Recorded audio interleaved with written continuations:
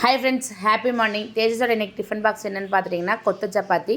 நேற்றுருந்தே கொத்து சப்பாத்தின்னு வந்து கேட்டே இருந்தான். வீட்டில் வந்து செய்யறதுக்கு ரொம்ப ரிஸ்க்குடா, நம்ம வந்து கடையில் வாங்கி தரேன். ஸ்கூல்லேருந்து வரும்போது நான் செஞ்சு வைக்கிறேன்னு சொன்னால் இல்லை, கண்டிப்பாக எனக்கு வந்து டிஃபன் பாக்ஸ் அதுதான் வேணும், இல்லைனா ஸ்கூலுக்கு வந்து போக மாட்டேன்னு சொல்லிட்டான். கடையில் 2 சப்பாத்தி வாங்கிட்டு வந்து முட்டை, வெங்காயம், தக்காளியெல்லாம் போட்டு நல்லா வந்து வணக்கி அந்த சப்பாத்தியை போட்டு கொஞ்சம் குருமா போட்டு காலைக்கு வந்து இது தாண்டா கொத்து சப்பாத்தின்னு சொல்லி கொடுத்து விட்டுட்டேன். அவனும் வந்து ஹாப்பியாக வந்து கொண்டு போயிட்டான்.